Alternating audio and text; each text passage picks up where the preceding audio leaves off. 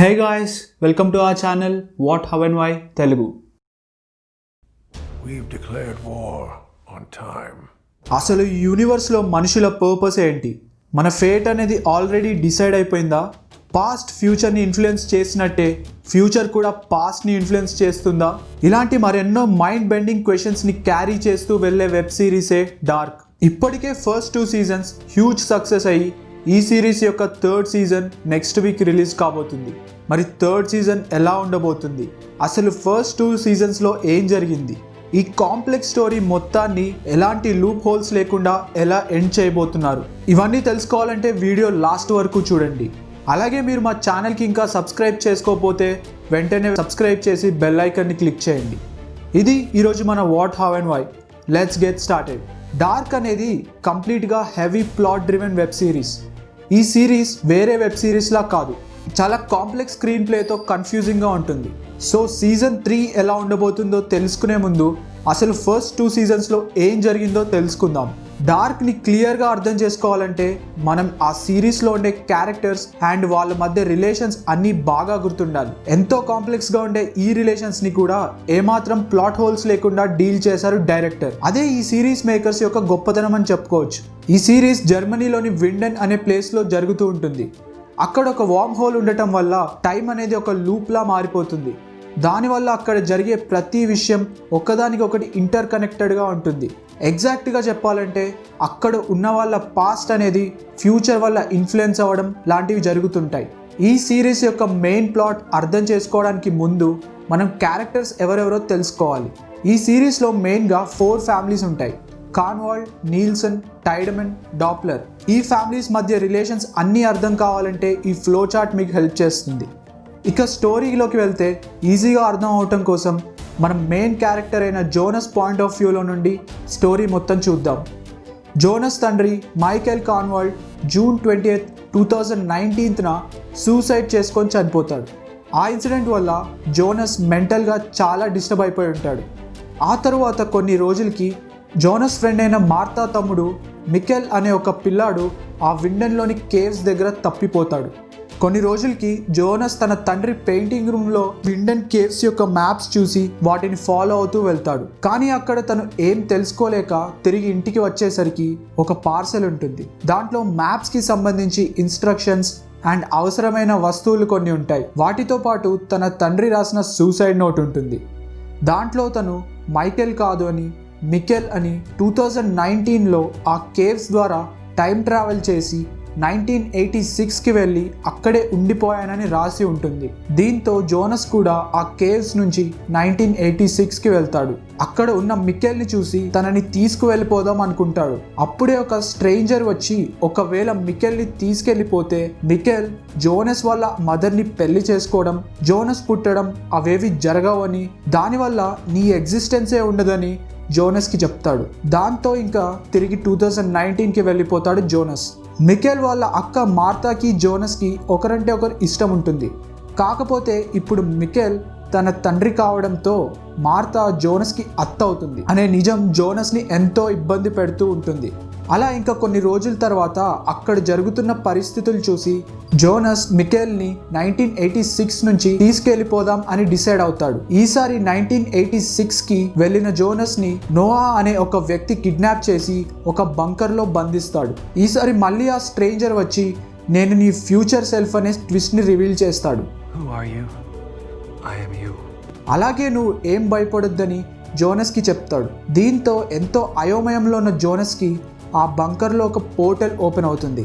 ఆ తర్వాత సడన్గా జోనస్ 2052లోకి వెళ్ళిపోతాడు. ఇక్కడే సీజన్ 1 ఎండ్ అవుతుంది. ఇక్కడ ఎలా అయితే జోనస్ టైం ట్రావెల్ చేశాడో అలాగే ఇంకా తప్పిపోయిన చిన్న పిల్లవాడైన మికెల్ తండ్రి ఉల్రిక్ కూడా టైం ట్రావెల్ చేస్తాడు.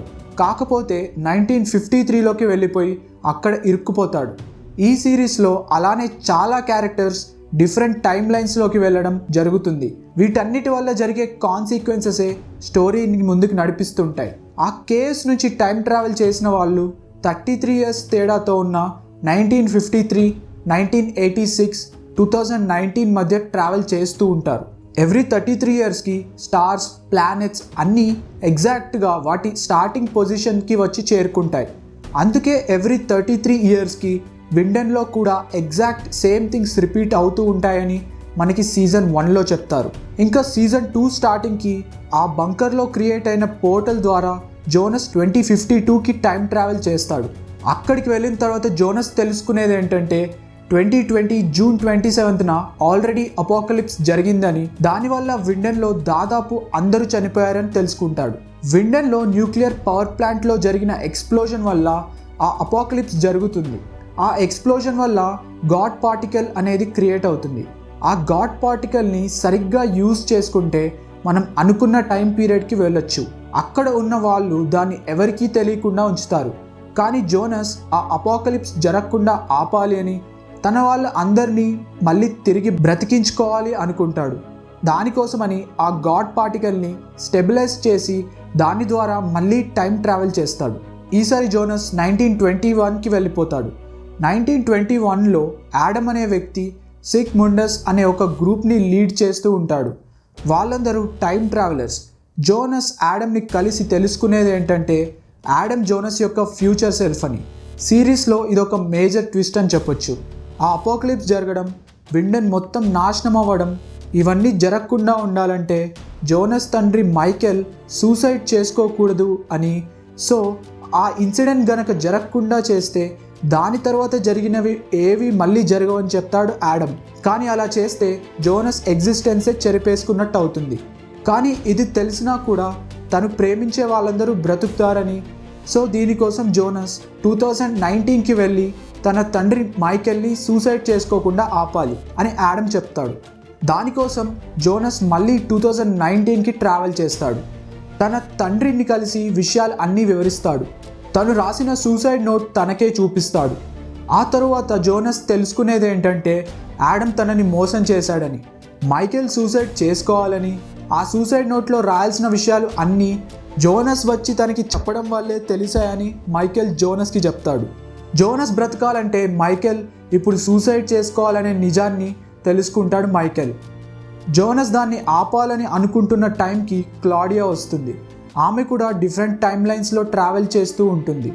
ఆమె చెప్పేదాన్ని బట్టి మైకెల్ సూసైడ్ చేసుకోవాల్సిందే అని, ఎందుకంటే జోనస్ లేని యూనివర్స్ని తను ఆల్రెడీ చూసేశానని, అది అస్సలు జరగకూడదని చెప్తుంది.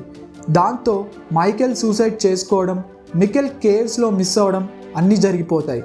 చూసారా, మనం స్టోరీ ఏ ఇన్సిడెంట్స్తో స్టార్ట్ చేశామో మళ్ళీ అక్కడికే వచ్చాం. దీన్ని బట్టి మీరు టైం లూప్ అంటే ఏంటి అనే దాన్ని అర్థం చేసుకోవచ్చు. ఇక్కడ ఈ టైం ట్రావెల్కి సంబంధించి 2 గ్రూప్స్ ఉంటాయి. ఒకటి యాడమ్ లీడ్ చేసే సిక్ ముండస్, ఇంకోటి క్లాడియా. వాళ్ళిద్దరివి 2 different ideologies. యాడమ్ టైమే గాడ్ అని నమ్ముతాడు. సో టైంకి వ్యతిరేకంగా యుద్ధం మొదలు పెట్టాము అని, ఇప్పటి వరకు మనుషులందరూ టైంకి బానిసలుగా ఉన్నారని, అసలు టైమే లేని ప్రపంచాన్ని సృష్టించాలనేది యాడమ్ ఐడియాలజీ. దానికోసమే ఇదంతా చేస్తూ ఉంటాడు. దీన్ని ఆపడానికి క్లాడియా ట్రై చేస్తూ ఉంటుంది. వీళ్ళిద్దరూ నడిపిస్తున్న ఆటలో మిగతా వాళ్ళంతా ఒక చెస్ బోర్డ్లోని పావు లాంటి వాళ్ళని నోవా ఒక ఎపిసోడ్లో వివరిస్తాడు. మైకెల్ సూసైడ్ తర్వాత జోనస్కి యాడమ్ తనను మోసం చేశాడని అర్థమయ్యి ఇక క్లాడియాని నమ్మడం మొదలు పెడతాడు. ఆ తర్వాత జోనస్ మళ్ళీ 2020కి అపోకలిప్స్ జరగడానికన్నా ముందు వస్తాడు. స్ట్రేంజర్ జోనస్ కూడా ఆ టైం పీరియడ్కి వస్తాడు. అపోకలిప్స్ నుంచి మార్తాని కాపాడడానికి మార్తాని బంకర్లో పెట్టి లాక్ వేస్తాడు. స్ట్రేంజర్ జోనస్ యొక్క ఫ్యూచర్ సెల్ఫ్ అన్న విషయం మార్తాకి తెలియకపోవడం వల్ల తను బంకర్ నుండి బయటికి వచ్చేస్తుంది. అప్పుడే జోనస్ వచ్చి తనని కలుస్తాడు. ఎగ్జాక్ట్గా అప్పుడే యాడమ్ కూడా ఎంటర్ అయ్యి మార్తాని చంపేస్తాడు. ఎగ్జాక్ట్గా అదే టైంలో న్యూక్లియర్ ప్లాంట్లో ఎక్స్ప్లోజన్ మొదలవుతుంది. జోనస్ చనిపోయిన మార్తా పక్కన కూర్చొని బాధపడుతూ ఉండగా సడన్గా వేరే వరల్డ్ నుంచి ఇంకో మార్తా వచ్చి జోనస్ని అక్కడి నుంచి తీసుకువెళ్ళిపోతుంది. ఎగ్జాక్ట్గా ఇదే టైం పీరియడ్లో మనకి ప్యారలల్గా చూపించేది ఏంటంటే స్ట్రేంజర్ జోనస్ మ్యాగ్నస్, ఫ్రాన్సిస్కా ఇంకా బార్టోస్ని తీసుకొని టైం మిషన్లో వెళ్ళిపోతాడు. ఇంకా అపోకలిప్స్ నుంచి తప్పించుకోవడానికి కొంతమంది బంకర్లో ఉంటారు. ఆ బంకర్లో ఉన్న వాళ్ళు ఇంకా స్ట్రేంజర్ జోనస్తో పాటు టైం మిషన్లో వెళ్ళిన వాళ్ళే ఆ అపోకలిప్స్ నుంచి బయటపడతారు. ఇదే సీజన్ 2 ఎండింగ్. సీజన్ 2లో మనం క్లియర్గా అబ్జర్వ్ చేస్తే 1921 సిక్ ముండస్ గ్రూప్లో మ్యాగ్నస్ అనే వ్యక్తి కూడా ఉంటాడు.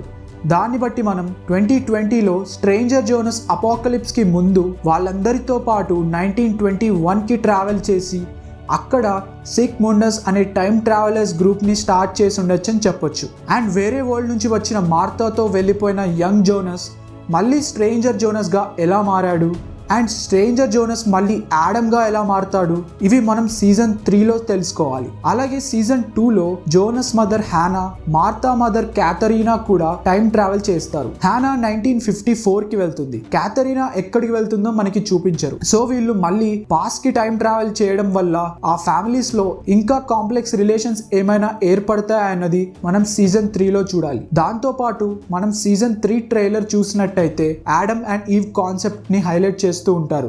సో ఇప్పుడు ఉన్న వరల్డ్లో జోనస్ యాడమ్గా మారినట్టు ఆల్టర్నేటివ్ వరల్డ్లో మార్తా ఈవ్గా మారుతుందా? మరి ఇలా జరగాలంటే ప్యారలల్ వరల్డ్స్లో ఉన్న క్యారెక్టర్స్ మధ్య రిలేషన్స్ ఎలా ఉంటాయి, అసలు ఈ ఇన్ఫైనైట్ టైం లూప్ని ఎలా బ్రేక్ చేస్తారు? ఇలాంటి మరెన్నో క్వశ్చన్స్కి సమాధానం ఇస్తూ ఎటువంటి లూప్ హోల్స్ వదలకుండా ఈ సిరీస్ని ఎలా ఎండ్ చేస్తారనేది మనం నెక్స్ట్ వీక్ రిలీజ్ అయ్యే సీజన్ 3లో తెలుసుకోవాల్సి ఉంది. And that's all for today people. మీకు ఈ వీడియో కనుక నచ్చినట్టయితే మా ఛానల్కి సబ్స్క్రైబ్ చేసుకొని బెల్ ఐకాన్ని క్లిక్ చేయండి. మరొక ఇంట్రెస్టింగ్ వీడియోతో మీ ముందుకు వస్తాం. Until then stay tuned to what how and why Telugu.